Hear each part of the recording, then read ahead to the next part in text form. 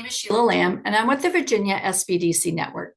For those of you that are not familiar with our organization, the Virginia Small Business Development Center is a partnership program between the U.S. Small Business Administration, George Mason University, and local host institutions throughout Virginia. With 26 locations across the Commonwealth, we provide training and technical assistance to small businesses in their local communities. Our one-on-one advising services are available at no charge. Today's webinar, Grow Your Business with Digital Marketing, is presented by the Virginia SBDC Network. Please mark your calendars for the next webinar in our Digital Bootcamp series, How to Manage Your WordPress Website, on February 17th at noon, and I'll drop that registration link into the chat momentarily. We are recording today's presentation, and it will be posted on our website, virginiasbdc.org. Due to the large number of participants, everyone's microphone is muted and the chat feature is turned off. But if you have questions during the presentation, you can type those into the Q&A box and we will adjust them at the end of the session, time permitting. We have also enabled the live transcript function, which you can show or hide via your own meeting controls. And now it is my pleasure to introduce our presenter for today's session, Cameron Nelson, CEO of Tenzing Startup Consultants. Cameron has over 21 years of experience in technology and is a senior tech consultant in Silicon Valley, helping Fortune 500 companies improve their digital marketing and e-commerce. At the same time, he founded several tech companies, including a software as a service website for tree preservation and a blockchain platform for nonprofits. Cameron is accomplished in language, culture, has an MBA and MA. He believes new technology products have the ability to shape our world for the better. Please join me in welcoming Cameron Nelson. Thanks for the introduction. And hello, everybody. Welcome to this session on digital marketing and how to grow your business.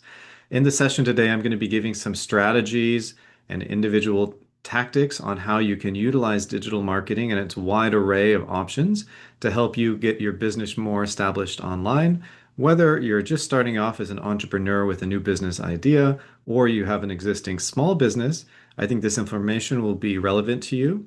And I do look forward to taking your questions at the end, so feel free to type those into the box as we go, and I'll get to as many of those questions as we have time for. So with that, let's jump right into it. There's 5 key reasons why digital marketing is a smart choice to be focusing your marketing efforts on as we enter 2026.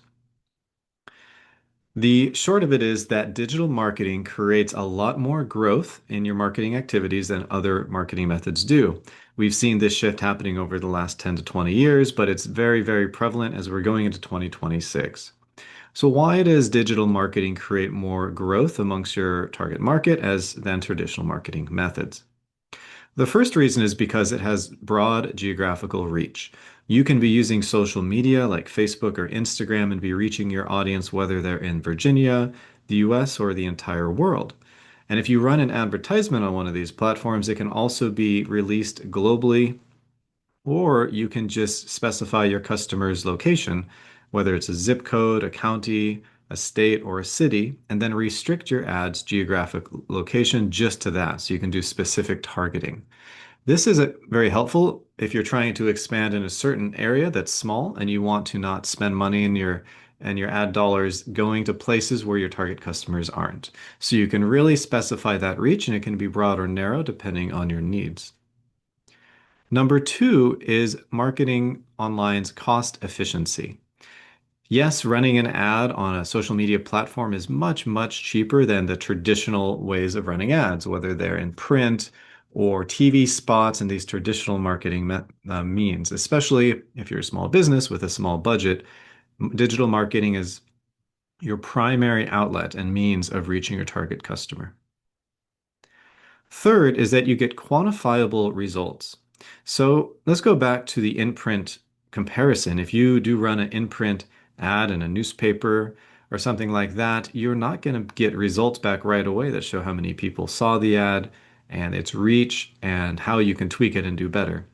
All of that changes when you shift to digital marketing, because the software and the platforms you'll be using, whether they're Google's ad manager to run ads on Google or YouTube, or Facebook's ad manager to run ads on Facebook and Instagram, or you want to run ads on another platform like TikTok, or many of the platforms out there give you a range of analytic data and tools you can use to see your trends over time and help you understand data points like how many email opens you got, how many visits to your website, and how many purchases of your products, and any other conversion metric you want to be tracking. And when I say conversion metric, a conversion, if you're not familiar with the term as it relates to digital marketing, just means that you are turning a lead or somebody who saw your ad into a sale and you're getting revenue from them. That's a conversion. Point number four is that digital marketing offers easier personalization.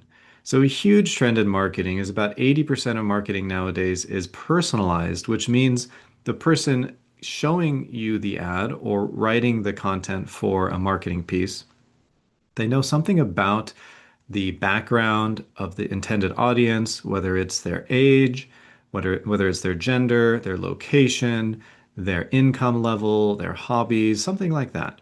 And therefore, the ad can, and at about 80% of the time, is personalized to them in some way. So as you personalize ads, it becomes more relevant to the target viewer. And this is very easy to do with digital marketing.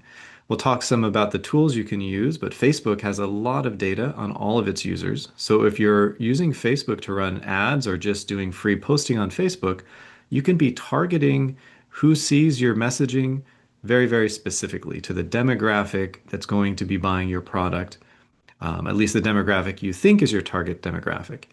Another way that online marketing helps is that it is able to help you retarget. So if you come in with an assumption that your demographic is of a certain age range or lives in a certain area, with the data you collect in step number three, sometimes you'll see that you were wrong or slightly off in your original assumptions, and you can tweak your demographic settings and actually target the correct group. And this is only possible with digital marketing. And fifth is easy conversions.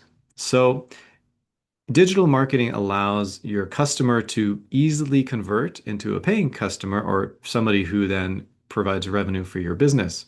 Usually, this is done through a link in an ad or a post you make to a product or service for sale. And that person can then buy the product very quickly. We all know how easy it is to spend money online, and online shopping portals and the credit card checkout process is all encouraged to help making shopping a frictionless experience online. So this leads to the easy conversions, and you as a business selling your goods or services online can really benefit from this. It helps your customers make that buying decision quicker and sometimes impulsively, as we all know. But the pathway to making a sale is much quicker and shorter online than versus traditional marketing methods. So these are the five key reasons why you should be looking seriously at digital marketing, whether you're first time getting into it or you've been doing it for a while and you're just looking for some new tips and tools to be using. So the course of the presentation will follow these four steps. We're going to be talking about different kinds of digital marketing and how you can make the most use of each of them. Number one, we're going to talk about social media and email marketing, which is particularly useful if you want to increase your brand awareness and personalize your outbound marketing message. Second, we're going to talk about paid ads and SEO. This stands for search engine optimization. By posting ads on ad networks, you can increase the number of people who see your pages, and SEO helps make your pages, whether it's your website or your e-commerce pages on another platform, makes those pages attractive to search engines so your products are more likely to come up in search results. Third, we're going to talk about affiliate marketing and how this is a very powerful tool to use when you're running an online marketing campaign for your business. And fourth is analytics. Now, whether you love looking at data, charts, and graphs or you hate it, analytics is a big part of being successful with your online marketing. There's a little bit of analytics involved in all of these steps, but I'm going to focus on how do you make the most use of the data you collect? Indeed, what data should you be looking at? And how do you use that to measure your success and improve your growth and performance over time?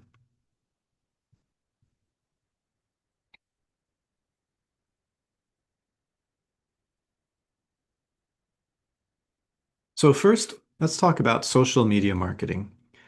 For many of you, this might be the primary means that you market online and reach your target consumers.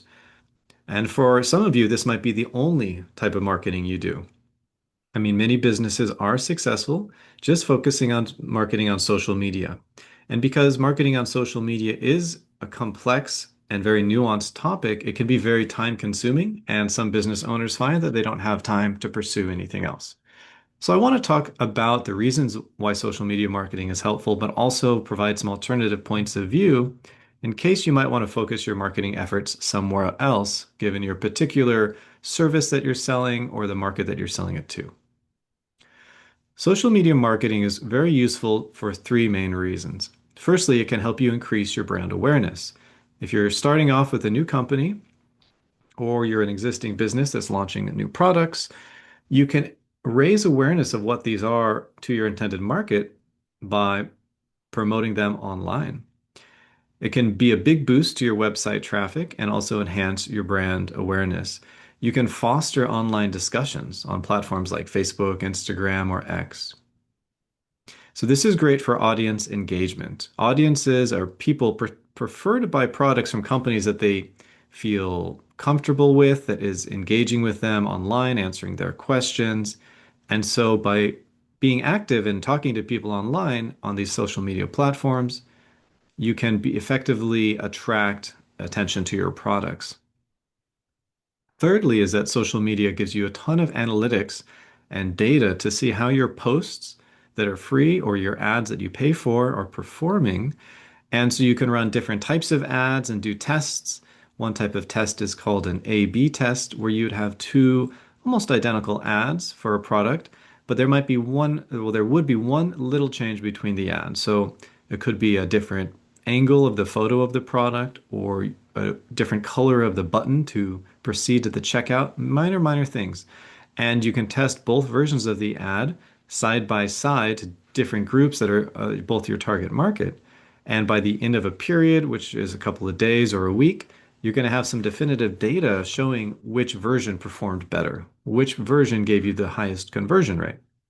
So that's one way that you can use the metrics and the data gathered with social media marketing, but there's many other ways to use the metrics that they'll provide that are more advanced. And happy to talk more about those to you at the end. If you have questions about that, let me know. And lastly is by building trust. And you build trust by having the dialogue that I mentioned. Now, whether you're a small company and a small brand or a large international brand, they can all use social media to have dialogue and build trust. In fact, big brands often prioritize relationship building with their target customers on social media, not just promoting their products. And by delivering useful information and valuable content, that the sales will generally follow.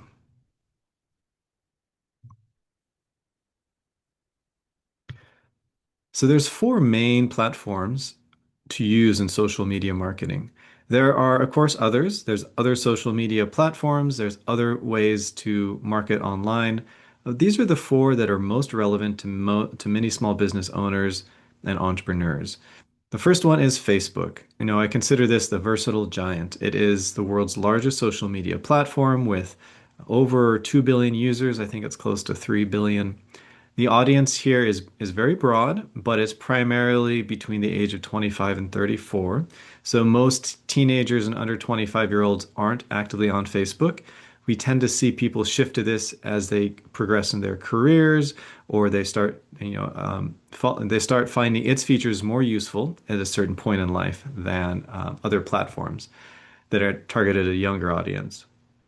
The strengths of Facebook are really that it has a high level of user engagement among this demographic, among this age range. People spend time on the platform, they do shopping on the platform, and they meet and discuss brands that they like on this platform. So if you want to tell a story about your company, about the goods and services you sell, Facebook is excellent. You can have stories in video format, image format, text format. You can have polls and surveys and quizzes and many features Facebook offers for you to interact with your target market. And of course, you can do advertising. You can run an ad for a very specific group of people.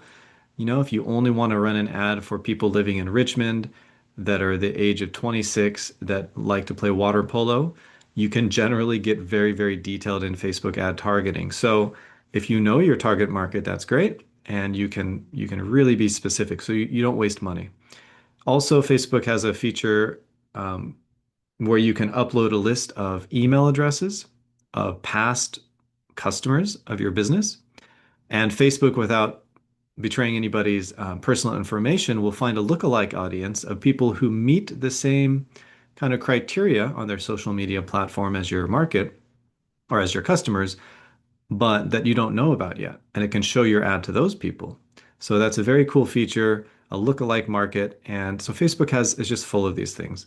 It does take some time to master, but it is very, very powerful. And I think it is the first option for many people who are looking to expand their digital marketing. Next is the platform X, formerly Twitter. Of course, we know Twitter because you can only have those short little tweets. It's been expanded now. You can have a bit longer of a post, but the audience here is very wide-ranging. The focus on this platform is more for real-time updates or news and announcements, trends, things like that. Many businesses do have a presence here and they do connect with their target market here. If your brand is in the type of thing that can have quick updates that people find very relevant, then this is probably the best platform for you to be on. You can really get across a strong brand personality here and have many customer service interactions, whether it's like troubleshooting and handling returns or just answering general questions about your goods and services. Third is Instagram, which is also owned by Facebook. This is a real visual platform. It's meant for storytelling with images and video. It's not really aligned for text use. Its audience is definitely the younger adults, and there's a skew slightly towards female. The strengths of Instagram is that it's best if you have good visual content. So if you have either videos or images that you take regularly about your products and services, or your users submit photos and videos of them using your goods and services, that's great content to be posting on Instagram. Instagram also is very well known for having celebrities and influencers, so you'll likely be able to tap into an influencer to maybe set up an affiliate type of situation with them. And it also, if you have a younger demographic in mind you want to market to, then Instagram, more than Facebook, is targeted and used a little bit more by a younger audience. Fourth is YouTube, which is owned by Google. And of course, this is the largest video sharing platform on the internet. So if you have video content, whether it's just free, you want to post it here, or you want to run a video ad, YouTube is the best option. An alternative would be TikTok, which is an app. TikTok is only suitable if you have very short videos, like 10 to 15 seconds. YouTube can have videos much longer. So you can consider those both platforms if you have good video content you want to put out there. The audience on YouTube is international, very broad and diverse. There are, skew towards younger people below 35 on the platform. And it's really great for the longer video content. You can think of things like reviews of your products by influencers or, just your audience. If they can review your product in a video format, you can put it here. If you have tutorials or how-to guides or anything like that, you can put it on YouTube. YouTube's not great for news and announcements. That would be the platform X. So, four different platforms, four different focuses, but I hope that now you have an idea of which platform or platforms would work best for your reaching your target market online. Now I want to talk about email marketing. So, social media marketing is great for the dialogue, building the trust. Email marketing is your outbound marketing. So, we've all received a lot of email marketings. And I don't need to explain what email marketing is for, but I am going to show some things to do and things not to do in your email marketing campaign. First, you want to individualize the content in the body and in the subject of the emails. You want to make sure that it's not going to go out to a generic hi and then just get into the email. You want to personalize that as much as possible. Do you know your recipient's first name? Do you know what product they're interested in? By paying close attention to your analytics and your data, you can often tell if someone has been looking at a product on your website, and you can target the email and talk about that product. So many ways you can individualize and personalize the content of your email, often automatically, and there's tools that can help you do that. So don't feel like you just need to send emails with a very one size fits all approach, because nowadays it's not personal enough. Secondly, if you have an email sign up form on your website or you're collecting emails in another way, you need to state clearly what kind of emails a subscriber will be getting. Maybe you have a series every week of how-to guides, or maybe you offer some a different kind of content. You should let them know so they'll be more willing to sign up and stay signed up. Thirdly, you do need to offer a clear unsubscribe option in all of your emails. If you're using a major email sending platform like MailChimp, then this is going to be included automatically. But if you're not using a system like that, you'll need to make sure it's very clear on how to unsubscribe so people don't mark your emails as spam, which if too many people do that, your domain will get kind of blacklisted. And once that happens, I should say the domain of your business that you're sending emails from, that can get blacklisted. And if that happens, almost all of your emails, whether they're your newsletter or any other communication from your domain name, could just go automatically to the spam folder. And that could lead to a lot of problems, of course, missed communication, missed sales opportunities. So having a clear unsubscribe often will prevent that. Your strategy in sending out emails should offer a mix of both promotional emails but also informative emails. So you can have some things that are interesting content but not trying to sell, and other emails that might be focused more on selling. The next part, the SPF, DKIM, and DMARC required for bulk senders, is because of all the spam issues that email providers and companies and people have been dealing with over the last few years. Google and Microsoft and the other big email providers have put into place these, as well as perhaps others in the future, um, requirements to verify you're a legitimate business and not a scammer. So I won't get into the detail of what these acronyms mean. That's not really important. But if you are sending emails from a domain you own that's for your business, it might not be set up with these requirements in place. And so you'll need to talk to if you have a web email hosting company or somebody who helped you set up the email or the website, or yourself, if that's the case, you need to go in and make sure these are in place. This is especially important as we get into 2026, where more and more legitimate business email will be sent to spam if they're not following these rules and have these kind of codes and policies in place, because this is telling Gmail and Microsoft and the other servers out there that these are legitimate emails. So not following the guidelines will definitely hurt business opportunities in the future. So I talked a little bit about the unsubscribe option being important to not get marked as spam. So the current guidelines are that if you have a spam rate that's anywhere over 0.3%, it's going to land you in trouble with the email service providers. It can lead to your domain getting blacklisted or blocked from sending real emails out, and they'll go directly to spam. I've worked with businesses who have had this happen, of course, unintentionally, and they didn't even know it for a long time. Getting off this blacklist can be very challenging, if not impossible. So the best thing is just don't get on it in the first place. Make sure your audience will not mark your emails as spam by giving them unsubscribe options, and just being very polite about, hey, if you don't like these emails, please unsubscribe. We've seen this kind of approach before, and it's because companies don't want their emails to be marked as spam. So a few things that you definitely want to avoid when sending out your email campaigns. First one is overhyped subject lines. So exclamation points or all caps. These types of things were popular in the past to get people's attention, but now they are more likely to be catched by an algorithm that will mark them as spam because they just appear to be kind of spammy.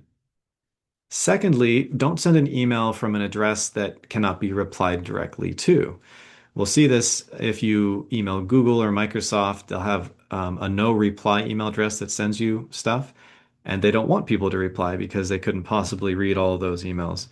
But you, as a small business, want the opposite. You want to engage each of your prospective customers or existing customers with communication. So always send your emails from an email address like contact at your domain name or help at or info at, something that's approachable and lets people know you really do want to hear from them.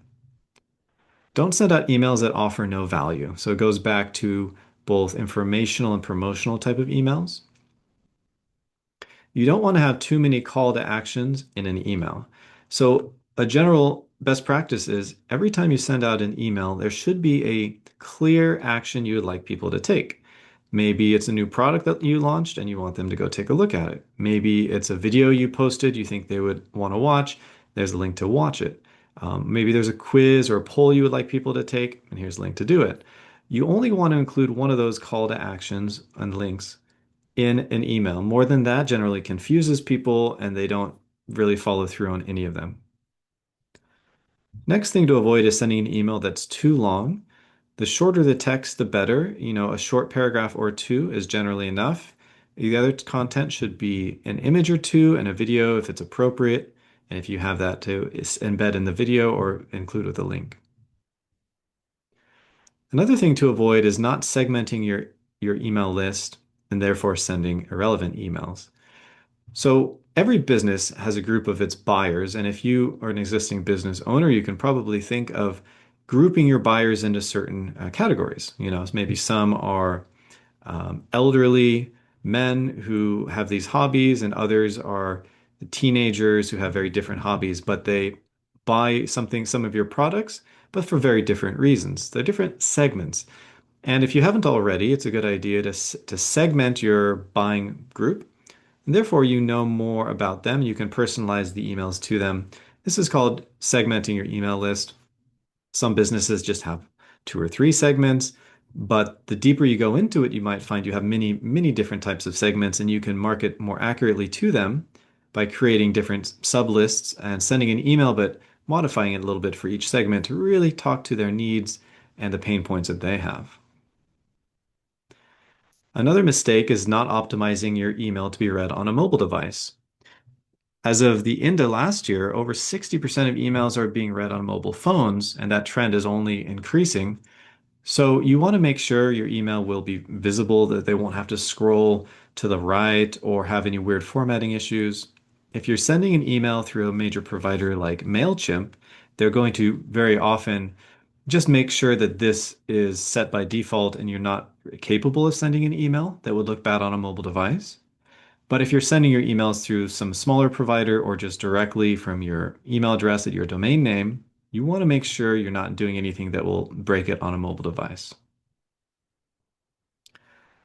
Another thing to avoid is sending too many emails or sending them at the wrong time. So a question I often get is, how many emails should I be sending out and what is a good time? Well, they're great questions, and it depends quite a bit on your business and your products and who your target market is. But if you have more details about your business and questions about your timing, then please let me know in the comments. And the last piece of advice is don't ignore your analytics. Like with any good platform nowadays, your email provider, whether it's MailChimp or somebody else, will give you a lot of analytics showing you how many people opened your email, read your email in full, engaged with it. So maybe watched a video or clicked on a link, and you can see so much information. So you should look at this, and every time you send emails out and kind of get a sense of what's working and what's not. And if you're unsure of what the data is telling you, a few years ago, I would have said that a professional online marketing individual or firm could help you understand the data. But nowadays, a great resource is ChatGPT, or some of you might use Gemini. You can get reports or even just take screenshots of them, upload those to an AI and say, hey, what is this data telling me about my success of my email campaigns? I've found that AI has been very helpful in finding trends and analyzing data like this. So if you don't know where to start and you have some data, you can go ahead and try starting there and see what kind of accurate and relevant answers it can give you.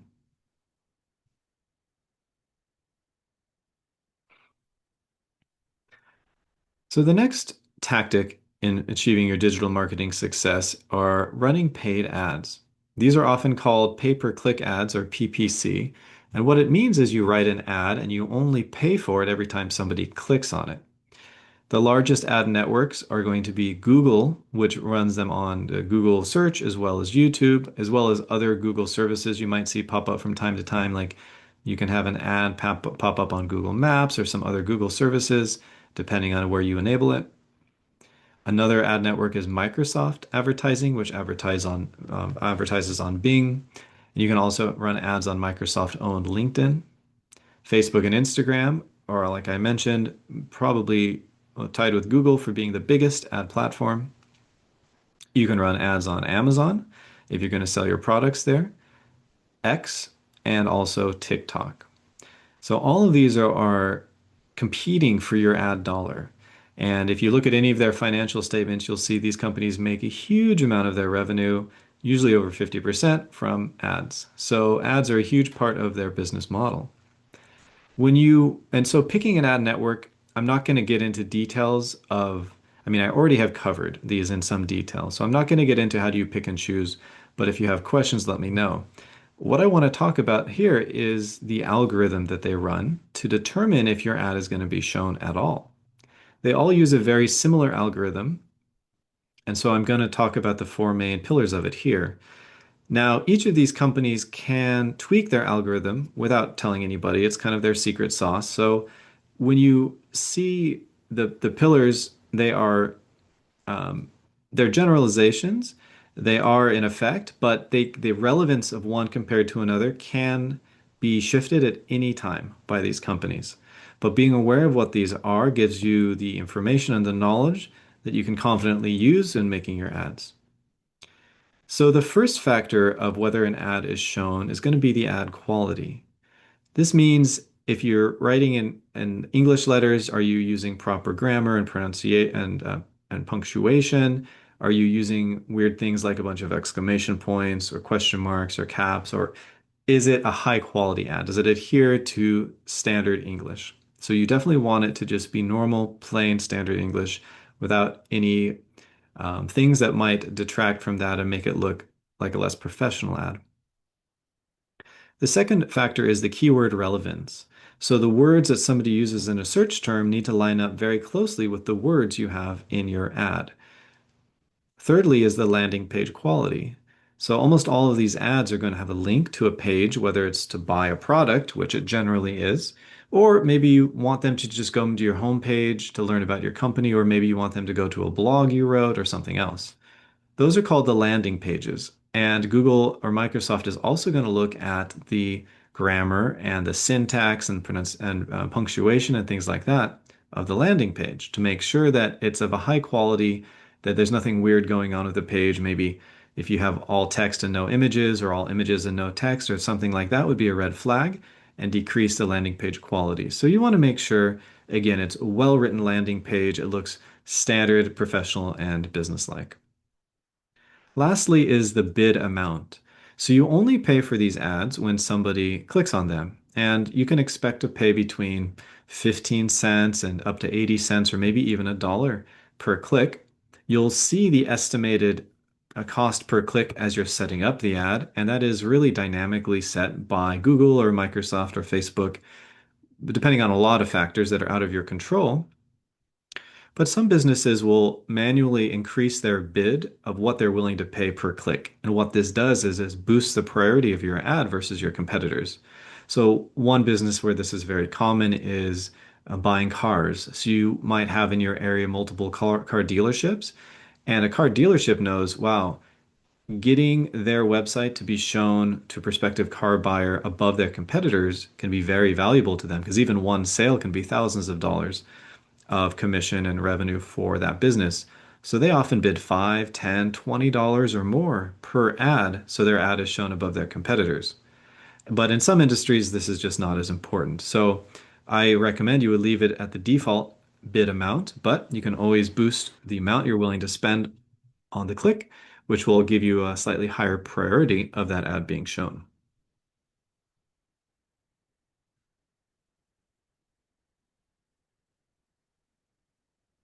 So the next thing we're going to talk about is search engine optimization. This is also called SEO. And this is the art of increasing the organic traffic to your website or traffic that you don't pay for. This just comes naturally through searches that people do on any of those search engines I just mentioned. And there are, again, several factors that will increase or decrease your SEO score. You want this to be as high as possible, so you'll get as many free website visitors as you can, which will then convert to paid users. The first factor that influences your SEO is the quality of the content of your website. So just like the quality of content we discussed before, the homepage is the most important because that's the first page your visitors will likely see, as well as that the search engines will see as they analyze your website to give it a score. You need to make sure that the homepage has sufficient text to image ratio, that it has proper grammar and spelling, etc. Just needs to follow the same rules as we talked about before. Number two is the level of user engagement, and this is determined by how long a user spends on your web page and engages with it. So you might not know that Google and Microsoft and other search engines can see how many times people click on a website or how many times they browse up and down and read the text and how long they spend on every single page. All of that is information they gather. And so they want to see that users spend a lot of time on your website, they engage a lot. And if they leave after 3 or 4 seconds or 5 seconds, that's a big red flag to these search engines that says, hey, this website is not having relevant information. It's not what this person was looking for. So they will decrease your website's score if it has a low level of user engagement. You can boost user engagement by having interesting video to watch. People like spending a few minutes watching a video if it's of interest, having high quality images, photos, and also having relevant and well-written text. The third factor is mobile friendliness. So your website needs to work on mobile devices. If your website has been built within the last 3 or 4 years, this is probably of no concern because generally speaking, those are all going to be mobile friendly enough. But if your website is over 5 years old, this could be a serious issue as the way the internet and mobile devices display web pages has changed quite a bit in the last 5 years. So your page could be out of date and certain things could be broken on mobile devices. The search engine, again, like Google, will look at your website in the view of a mobile device and see if there's anything wrong. And if there is, it'll decrease your SEO score. Lastly is the number and the quality of inbound links to your website. So this is a key factor that search engines use to see if a website is providing relevant and useful information. They'll look to see how many other websites link to this one. So let's say there's a major newspaper in your area and they have a lot of visitors to their website every day. If they run a story about you and they post your website at the bottom of the story, that is a great source of an inbound link. Google will say, oh, this website newspaper that gets 100,000 visitors a month is linking to this small business website. This is indicating to us that the small business website is of high quality. And the more inbound links you can get, the better. This helps boost your SEO up a lot. So by focusing on understanding and utilizing these four different means of increasing your SEO score, you can really boost how many free visitors you get to your business website. And this is an investment in time, of course, but it can definitely lead to an increase of online sales if done correctly.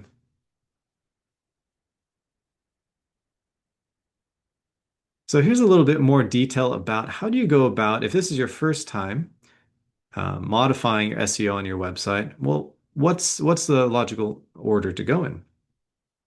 Now, of course, if you hire a professional website SEO company or freelancer, of which there are many, they'll be using these same kind of steps. But if you want to do it yourself or you're curious, this is how it would go.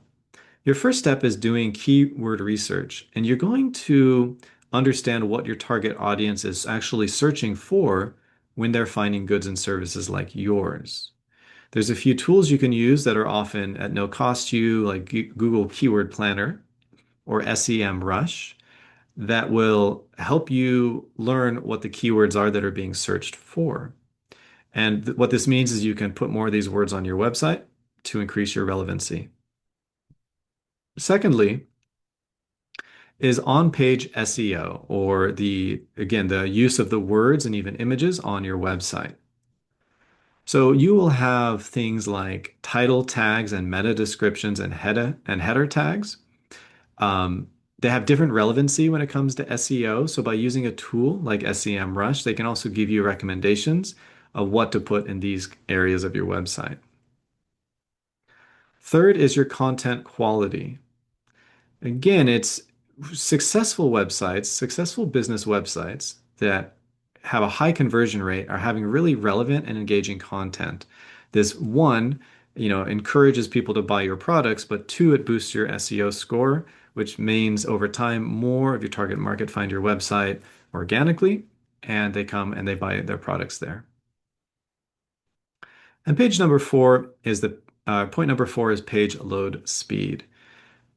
So often a problem websites for small business owners that I work with, the problem that it has is that they're putting images on a website that are taken directly from a smartphone, and they're very, very large in size, megabytes. And so what this can mean is that they can load very slowly. And not only does this negatively impact your SEO score because the search engine says the user experience is bad because the page load speed is very, very long. So you need to optimize your images, meaning shrinking the file size without really reducing image quality. And this can be done using many free online image compression tools. And you can also enable technologies like browser caching and reducing redirects. And these are more intermediate and advanced techniques that if you're not comfortable and or know what they mean, you can always contact the person who made your website and see if you're doing these things, and if not, request that they will enable them. And these will help your page load speed increase. And if you're not sure if your page load speed is good or bad, check out Google Page Speed Insights, which is a free tool. And it's similar to what Google is using internally to rank websites, but it's a free kind of window into that. You just put in your website and it'll tell you all the things wrong with it. Many things will probably look very intimidating and horrifying. I've seen websites that had like 100 red flags on them. But yeah, it's good to know really what's loading fast and what Google says is a big problem with the page load speed, so you can start addressing them with your website developer.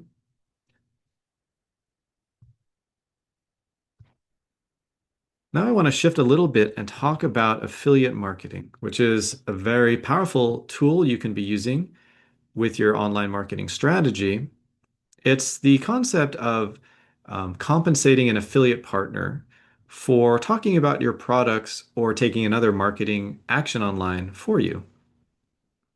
Now, whatever industry you're in or whatever product you're selling, there's probably an influencer who is already on a social media platform who already talks to your target market.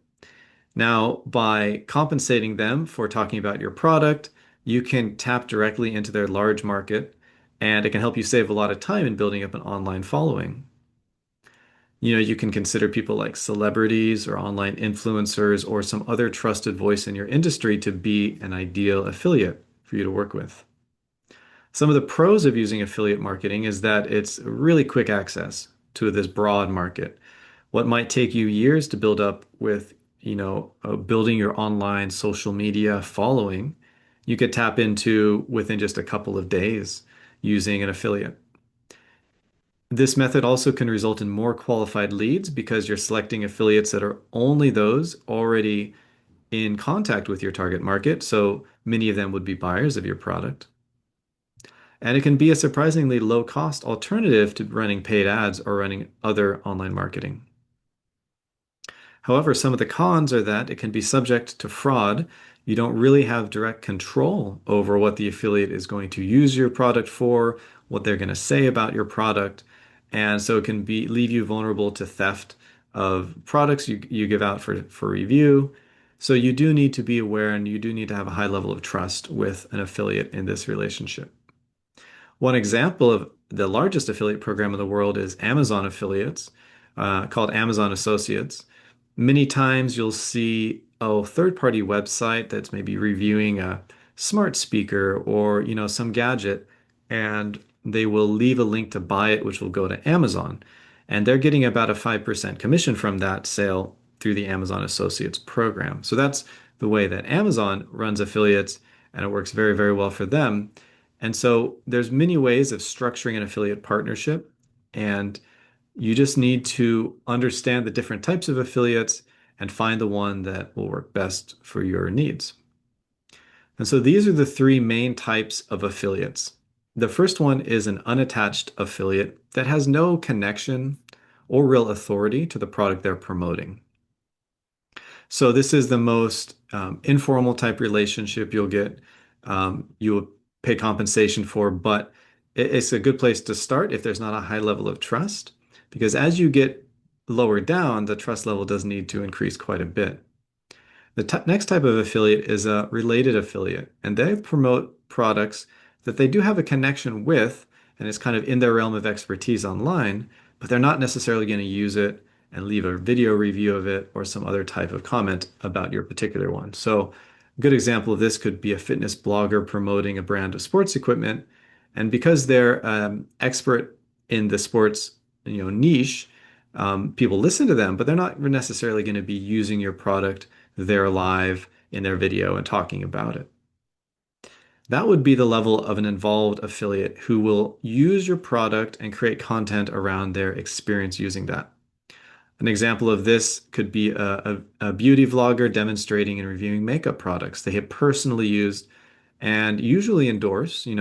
If they hate it, they might say that, and you don't really have control again. But generally speaking, you'll trust them and they would have a positive reaction to your product. They'll earn commission through sales generated through their, affiliate link like Amazon or through another compensation method you to agree upon.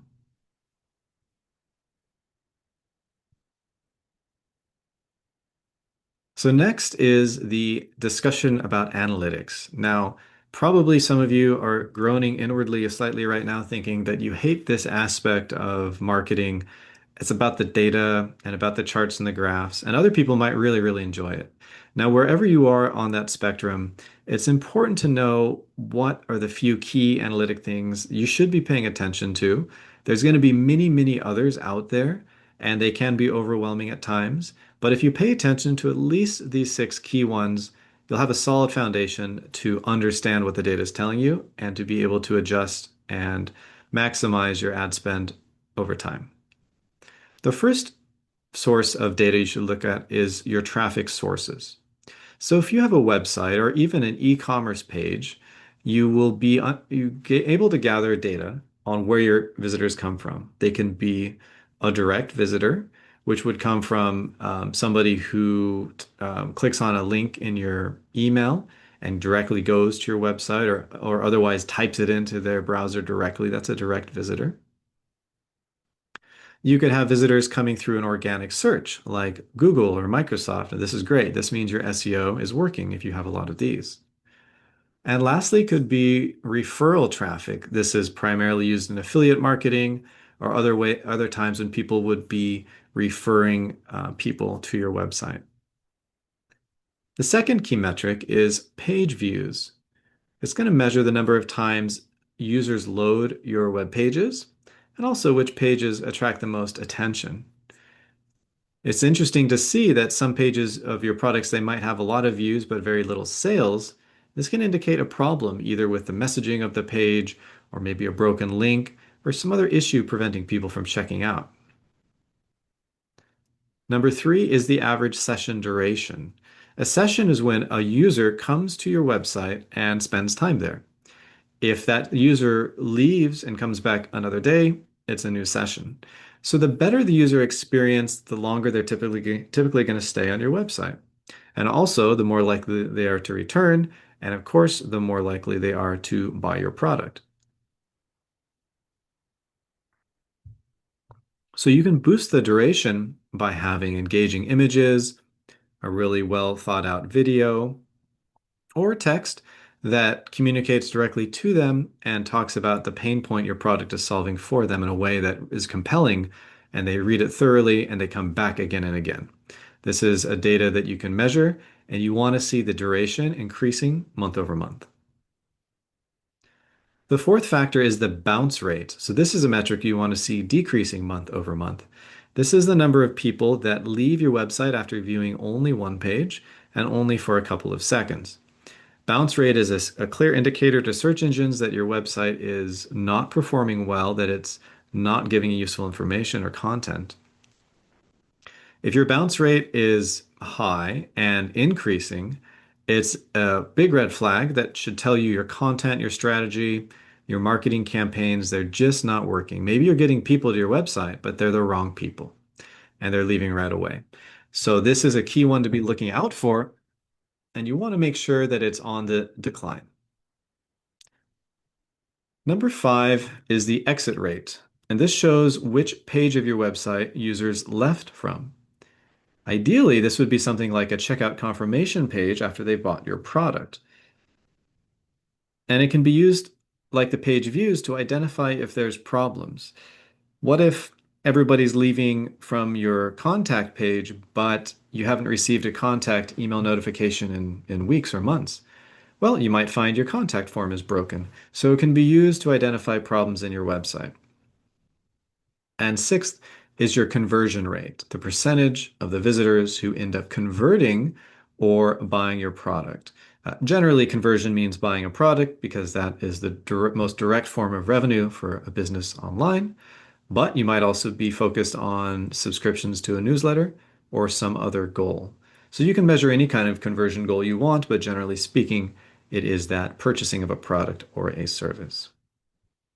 Again, in the past, 2 years ago, you would have been on your own as far as deciphering sheets of numbers and charts and graphs, the analytical data.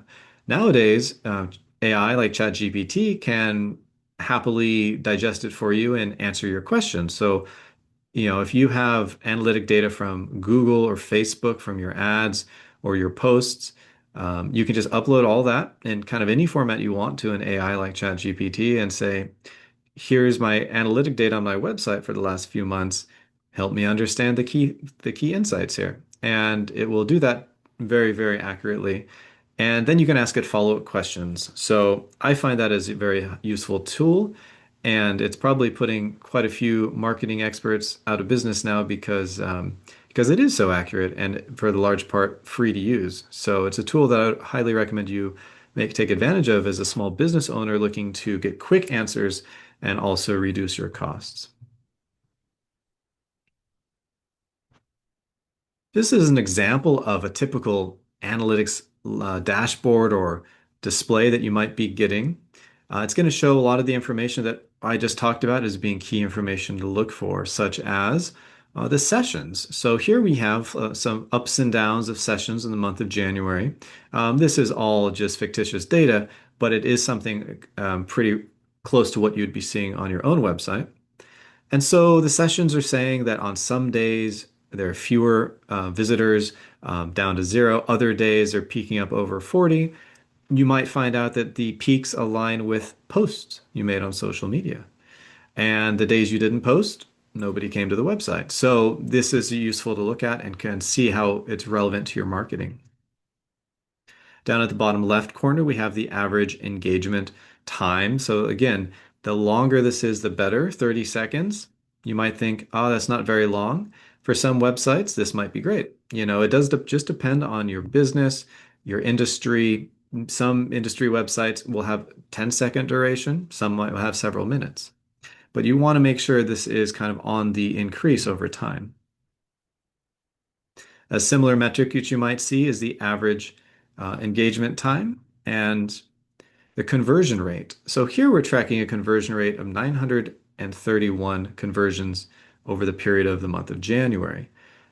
So let's assume that the conversion they're tracking are sales, 931 sales. If you're a big business, and this might seem very little, if you're a small business, this might be a fantastic number.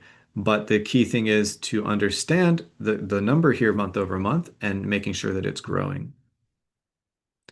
In the top right corner, we see the traffic sources for your sessions.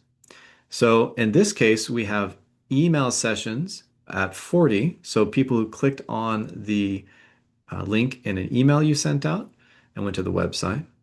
We have referral traffic at 40. We have paid search, which would be paid ads like on Google at 37. You will always see an other category, and this can mean many things. It's kind of a catch-all for what the analytic tool doesn't understand. So it could be people who are using a VPN or otherwise blocking the source of their of how they got to the website. So it's confusing the data collector here. There's direct traffic, which again would be somebody who typed it in or went to a bookmark. Social traffic, so if you have a link on your social media page to the website, that will show up as social traffic. And here at the bottom, we even have an organic search. So just a good thing to be aware of where your traffic is coming from. I've already touched on AI's power here in a couple different realms. Here are some of the top AI tools for you to use in your digital marketing. These were relevant at the end of 2025 and as we go into 2026. Now, as we get to the middle of this year, the end of this year, I expect there'll be some new AI tools that will be useful, that might even replace some of these on this chart. So it's always a good idea to be, checking out the news about digital marketing trends and seeing if there's something that's just been announced, just been released that is being very useful to entrepreneurs and small businesses with their marketing. The first one here is OpenAI and ChatGPT. I've mentioned ChatGPT by name. I would guess most of you, if not all of you, have already used ChatGPT. Maybe that's going out on a limb too much, but probably by the end of this year, everybody, I think, will have used ChatGPT. It's the first AI really ever, and there's many others. But ChatGPT is great at content writing, at brainstorming, and some of the pros of ChatGPT, in addition to those, are that it has an excellent quality of its language and its output. So if you need help writing content for your homepage, or you want to incorporate some SEO terms you learned about, but you're not quite sure where, ChatGPT can give you all the new text for your homepage and help you rewrite it with SEO in mind. It's very fast, it's versatile. You can also create images with it, and it has a free tier, so you can use it up to a limit every day for completely free. Some of the risks with ChatGPT is that you need to check facts. So it does have a tendency to make up facts and present them as just the truth. So if you do see anything that seems a bit off, or it is a fact that is easily refutable, it'd be embarrassing if you put that in on your website or in your marketing. You should double check that fact yourself. And it also won't know your whole business model and context unless you tell it that and you provide more information. So you could say, I'm a bakery and I want to revamp the homepage text to make it more SEO relevant. It will do its best, but just knowing you're a bakery isn't going to give it a lot of insight. Whereas if you gave it your location, your target customers, your best-selling products, et cetera, the more information you give it, the better it will rewrite text or give you some information back. So the next AI is Jasper AI, also really great at writing copy and text and helping you come up with text for marketing campaigns. It's really useful for giving quick updates to your target market online. You can really get a solid brand identity using Jasper, so it can be a very consistent tone and voice throughout all of your web page, through your digital marketing channels. Currently, I think it's only has on a paid tier, so you would have to pay to use it. And also, it needs to have, again, more information about your business to make it really personalized. You don't want it to sound a bit formulaic and generic and boring over time. So it needs to know more about your business, similar to ChatGPT. Now, Midjourney is a pure image generation tool, and some think it's the best out there. So if you want to build a strong visual identity on Instagram or another visual platform, you can use Midjourney to create AI images or take images you take from a smartphone and apply a certain unique filter or look to it to really create a strong visual brand identity. This is especially useful with a younger demographic as they prefer platforms like Instagram for images and TikTok for videos. If you can have compelling and interesting and original looking content with the help of Midjourney, you will be able to engage with this audience more. Now, you create on their website or through a platform called Discord. So some people find that a bit awkward to go through Discord. And unlike the image generation capabilities of ChatGPT, you can't really revise an image and say, I would like the coffee cup the person is holding to be in their left hand, not their right hand. ChatGPT's gotten so good it can make those changes, whereas Midjourney, as of the last time I was using it a few months ago, it's not really up to the same level. So it is, I would say, the best at image generation for pure image generation, but it does have a few limitations. And the last one here is Surfer SEO. This is really an AI that's meant to give you search engine optimization insights into your website. It's great at helping you write long form content or the paragraphs on your website and rewriting those to be really spot on with the SEO. Also, if you have tutorials about using your products or a lot of product reviews you would like to be writing, it can help write content for your marketing. It's not a full set of SEO tools like the Google one or the one SEMrush. It's only going to work well with human edited content, I found. So if you already have written your homepage text and you want to revise it for some SEO insights, Surfer SEO is a good option, though it doesn't work as well if the content was already written by an AI.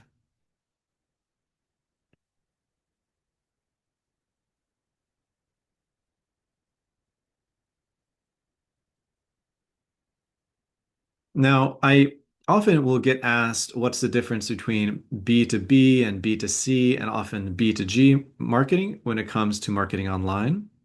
For anybody not familiar with the terms, B2B is business to business, B2C is business to consumer, and B2G is business to government. So you might be in any one of these markets, and they all differ significantly on how you approach your digital marketing strategy. So I want to touch on the two biggest ones that I bet is split amongst this group here today, the B2B and the B2C. So when a B2B or business to business relationship is being built, the clients or your target market tend to have a longer decision-making process because they're another business. So it involves a longer process. So we can call this the sales funnel. It needs to have more steps. The relationship building strategies work better. Whereas a B2C selling situation, customers tend to respond to short-term offers, like there's a sale that expires in a day, or direct message to them about a product. B2B sales transactions are based on logic and evidence. So you can have things like white papers or research documents as part of your marketing strategy for B2B sales. B2C sales are more dependent on emotional buying decisions. So again, if you're a customer, you're buying a product, it's because it's solving a pain point for you or solving a problem. So those decisions are sometimes made um, based on emotions. And it's important to make the customers feel good about a purchase afterwards so they'll become a repeat customer. B2B marketing business decisions tend to need more than one person's input. So, marketing materials that drive this, like I said, can be shareable and downloadable, like a PDF, white papers, research reports, those types of things. And B2C customers favor one-on-one connections with the brand. So, having that dialogue on social media, very important. Building that trust and the relationship building with B2C, very important. So, of course, this is just a brief overview.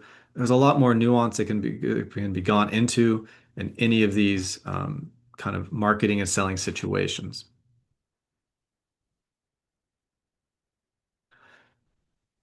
So I talked about four different marketing strategies today, and I know it can seem like a lot of information, and some people might just be wondering, where do you go from here? Well, I think to sum it all up, digital marketing is critical for you to use and understand in 2026 because your customers will be shopping online, right? And digital marketing and understanding it gives you insights into their likes and their preferences with the data that's known about them online. Also, their buying habits. You can tell what's working and not working on your website, and you can better target your customers with email campaigns. So I want to leave you with two tips here. The first one is to stay active with your understanding and knowledge about digital marketing trends. I think with AI has only sped things up as far as the advancement and the shifting tactics. It's ironic that it used to be every 6 months or so the what worked the best would change, but I do think that we're shifting to see maybe more every 3 months or so that what works the most effective changes. So it's the few creative people on the kind of exploring the what's possible with digital marketing that are going to be the first to capitalize on new technologies that come out or new ways to market. So always be curious, be reading publications, news sites, and keeping abreast of also thought leaders in your industry to find new and innovative ways to market. And if you're not sure of which of the four main tactics I talked about you should be focused on, um, I always like to say that a business owner is the best person in the world who understands their target market. And so you need to start with what your instinct tells you. And build your marketing strategy, start somewhere and grow it from there.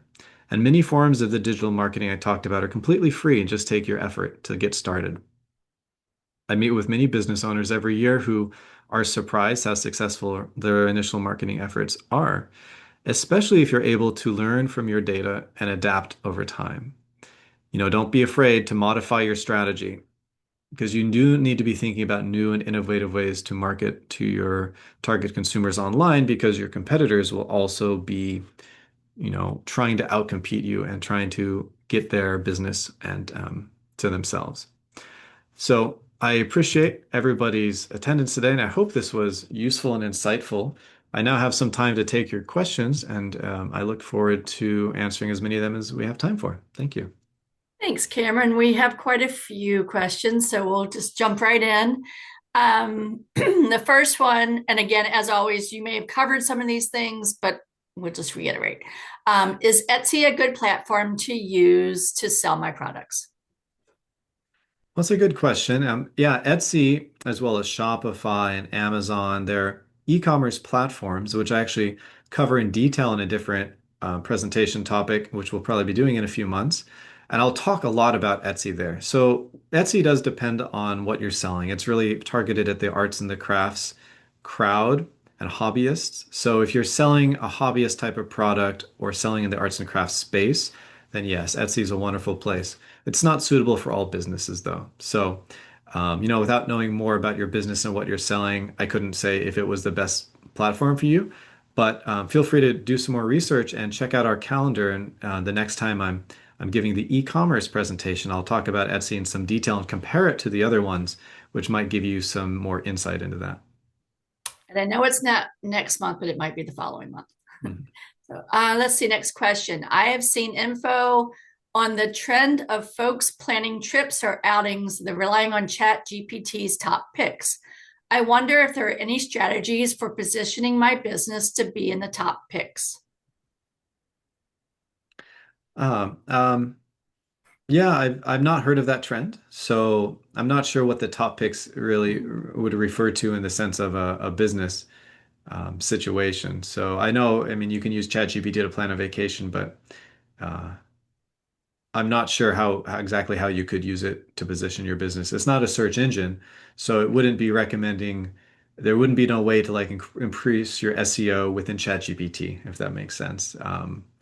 It would generate an answer based like if somebody asks what's the top 10 businesses in my area for buying fresh and delicious bagels, it would do some research, but again, you have no control over its rankings or anything like that. So as far as I understood the question, I think I answered it as best I could, but yeah, there's certainly some things that I don't know about. I I too understood the question as you answered, so hopefully you did cover it. So what is the social media platform for over 35? Generally, it's Facebook. So Facebook, I didn't give a detailed breakdown or comparison, but if you were to Google Facebook demographics by age, you'll see mini bar charts and just find one that's relevant to 2025, and it'll show you, the age pattern. But yes, over 35 is the most predominant on Facebook, for the research that I've seen. And again, yeah, you can find a bar chart which will break that down in a lot more granularity amongst certain age ranges, and you can see really what age range you're trying to sell to and if they're big users on Facebook.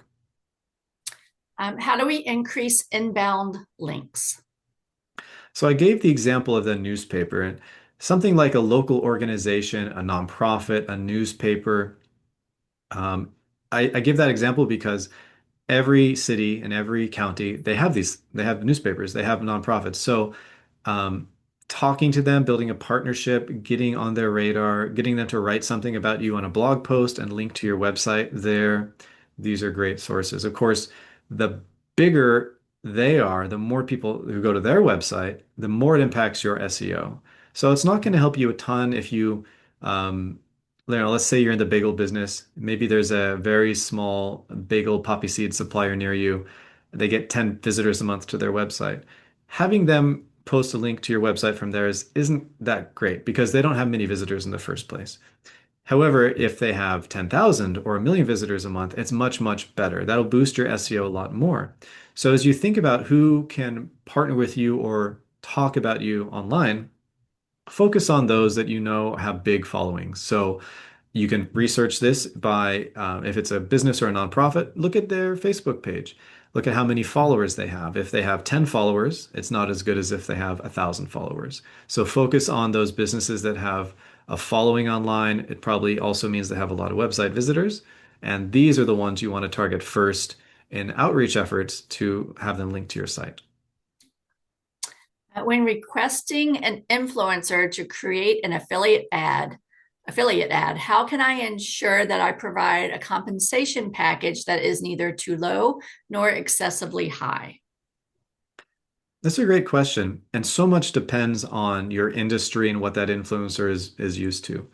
Some influencers might get approached all the time, and ask, "Hey, can you check out my product? I think your audience would love it. I'll compensate you a little bit of cash or some free products." I know influencers who get bombarded with those and they just turn a lot down, right? Because they don't have the time or they're not interested. In those cases, you'll have to compensate them with quite a lot. Other times, an influencer might not get many requests or ever. You might be there first. They might be quite thrilled to have the opportunity, right, to talk about your product and to get like a freebie sample. So it's impossible to tell what's too little or too much. You can start by seeing how popular they are online. So if they have a few thousand followers on a platform like Instagram, it's not as much, obviously, as if they have 100,000 followers. So you can expect those with more followers get more requests and therefore will take higher compensation. But it all just comes down to talking with them, negotiating with them. So if you can talk to them on the phone or face to face, see how you feel about them, see how they feel about you. It's just all very an informal type of thing. That's why I said there is a bit of a risk of fraud or things not going your way because this is not in a lot of cases a thing that's set in stone. It's very much a negotiation between you and them. So I would say just start researching and reach out to some people and then just take the conversation one step at a time. Okay. Can you share again the website to check the analytics of your website? And I can drop it in the chat if you like. Mhm. Um,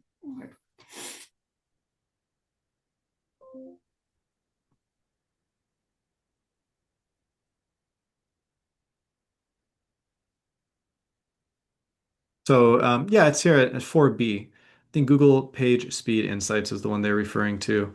okay. Yeah. And you can just search for that. It should be a free tool that Google offers. And there are some other ones, but I prefer this because Google being the search engine that actually is giving you an SEO rank, it's pretty authoritative when it tells you what it thinks of your page. So it doesn't lie, for example. It has no ulterior motive. Gotcha. Okay, thank you. What are your thoughts on Gemini and Copilot for digital marketing? So Gemini is very much neck and neck with ChatGPT. I'll skip to this slide. When I talk about ChatGPT, you can pretty much also put Gemini right here. They do the same things. They do them very well together, competitively. So there's not really a clear winner there. They're both good. They're both great. When it comes to Copilot, I haven't used Copilot a lot for any of this stuff. I know Copilot is Windows operating system built-in AI, which, by the way, actually uses ChatGPT's backend. It doesn't have its own, so Microsoft uses ChatGPT there. I haven't used Copilot. I would expect it's very similar to what you'd get using ChatGPT through their web interface or the app interface. So, yeah, I think they're all good options. I use both ChatGPT and Gemini on a daily basis for different things, and I can just say they're both very comparable. Let's see. Okay, this one's kind of long. So if you think it needs to be deferred to an email, let me know. I'm struggling with Google ad conversions for folks booking on my third-party booking platform, which has integration. I've got GA4 tags on my website that once people click on the Book Now button on my website, they are transferred to another website to complete the booking. I cannot get it set up correctly to measure booking completions for conversions. Google Mm. AI is not helping. It is if it doesn't recognize the current settings needed. Doesn't match what I see in my Google Ads account. Mm. Can you point me to a good resource for guiding me to get it set up correctly? Yeah, I think I understand most of the challenge, but Okay. yeah, I think as far as telling you a resource, I don't have any off the top of my head. My recommendation is please send an email to the address right here, help@virginiasbdc.org. You can just let us know that you came to this presentation, you'd like to follow up with me. Um, Great. and I can definitely then, work with you one-on-one a bit more and recommend the appropriate resource because I do know of a few, but I need a bit more information and I Okay. don't want to take the time right now to do that. Yeah. Okay. John, if you can just send an email, we'll get you all set up.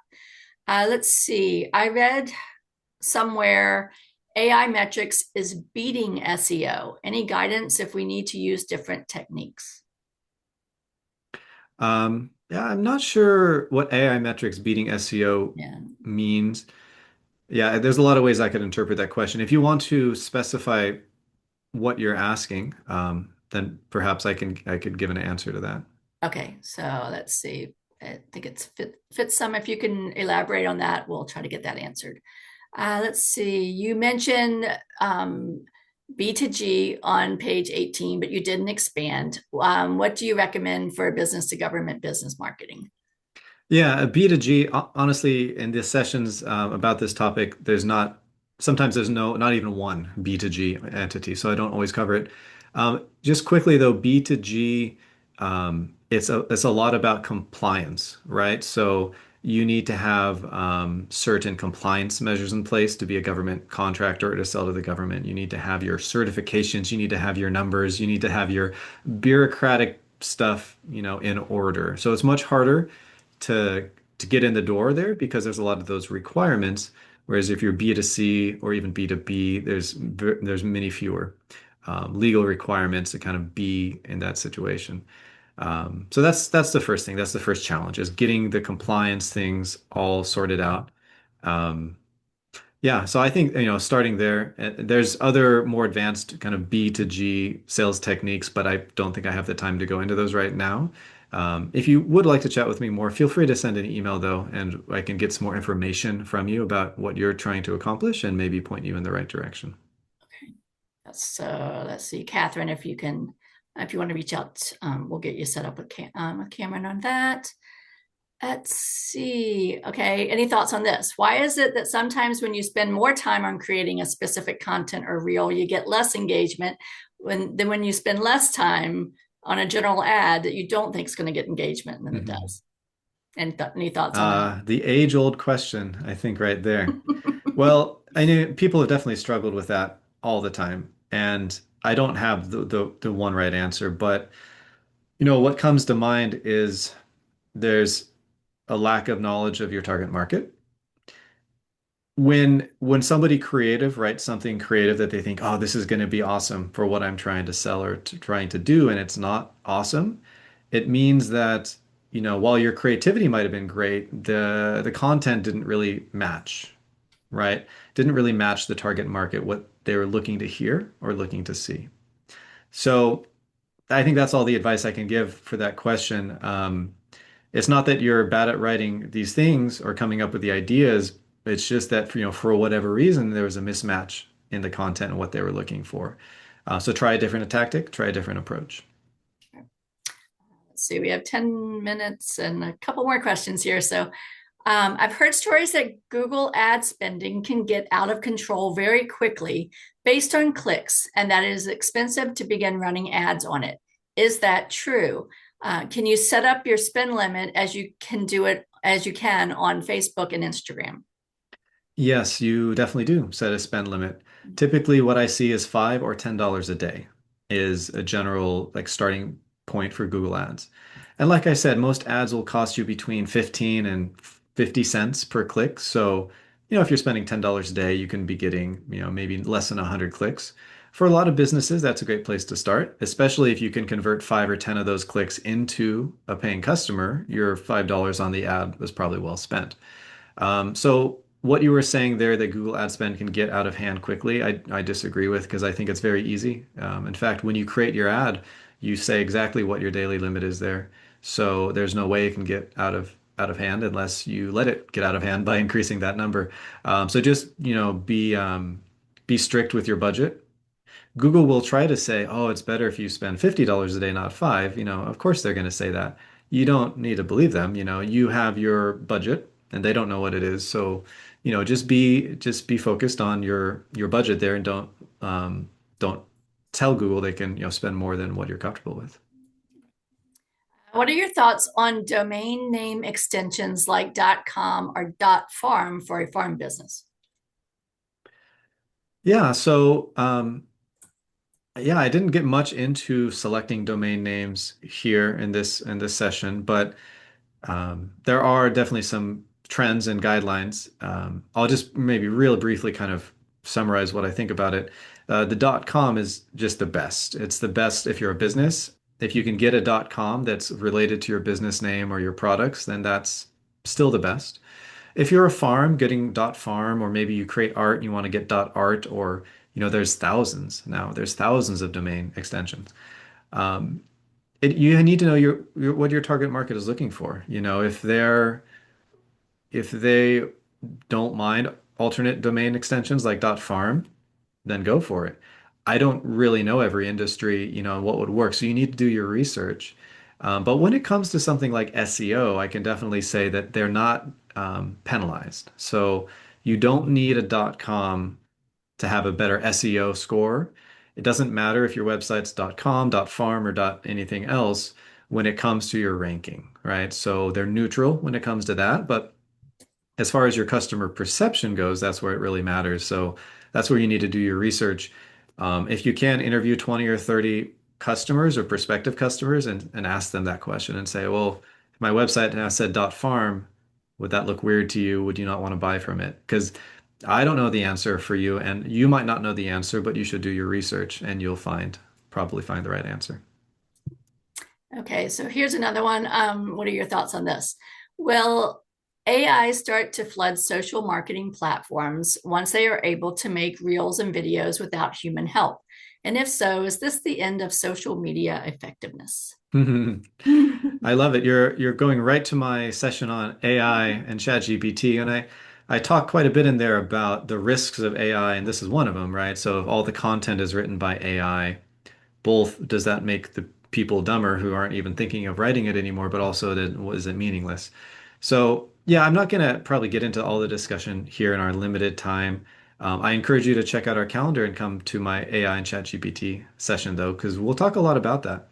But yeah, you're right. In 2025, we've seen a big trend towards content for social media, text, images, and video being written more and more by AI. Um, I read somewhere that a study was done just in the last couple of weeks, and I don't remember the exact percentage, but it was a very big percentage of um, of YouTube's, top videos of the day, like they kind of rank the top most 100 popular videos of the day. And a large percentage of those were AI generated. I think it was around 30%. So compare that to like a year ago, it was like 0%. So Yes, there's a lot of AI generated content, and the future is definitely shifting quite a bit when it comes to how that's going to be perceived. But yeah, come to the session and we can talk more about it there. I think it's going to be in a couple of months. So, yeah, I know we need to schedule out. We're scheduled through March. So, Hmm. whenever we drop the link in here, and if we already have that on the calendar, yeah, just go ahead and get signed up for that. Let's see.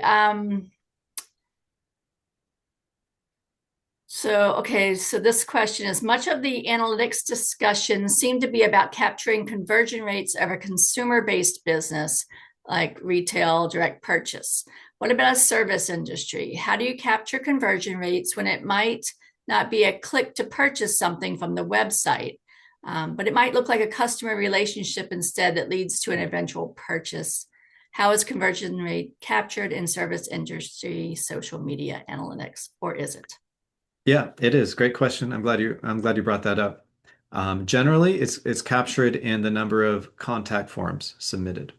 So if you think about as you start your sales process in a service-based business, like you said, it's multiple steps, multiple layers, multiple processes. It's not just a one-time purchase. So how do you start that? It's generally because they contact you. So if they see your email address on your website and pick up their phone, like they pick up their phone and type it in and call you, you don't capture that as a data point that they saw the email on your website, right? They could have seen it that they saw your phone number on the website because they could have seen your phone number somewhere else. The only thing you can actually track is when they click on your website. So if you have your email address, like to open up their email and email you, you can see if they click on your email. If you have a contact form where they type in their info and click submit, you can capture that when they click submit. So that's what you capture. You capture the number of times they submit your contact form or the number of times they click on the email to email you. You will miss out on knowing the times they called you because they're not clicking, right? But yeah, that's how it's done for a service-based business, generally speaking. So it's a great question. Great, thank you. That is all the questions we have. So I'm going to put out a last call for questions. We have 3 minutes. See if we can fit one more in. And if not, I will get us wrapped up here. This was a fabulous presentation, Cameron, and you had lots of thank yous in the Q&A. Thank you. So I just wanted to share that as well. And I don't see any other questions popping in. Wait, another thank you for fantastic work session applicable information. So on that note, I think I'll go ahead and get us all wrapped up here. Again, Cameron, thank you so much. And I want to thank everyone who joined us today. As a reminder, you will receive an email with a link to the recording and to the slides. If you would like to sign up for upcoming webinars or access recorded webinars, please visit virginiasbdc.org/training. This webinar and other SBD resources are designed to be used in collaboration with your local SBDC advisors. You can sign up for a free and confidential session by emailing help@virginiasbdc.org or via our website. And we hope to see you all at our next session. Take care, everyone. Thanks, everybody. Bye-bye.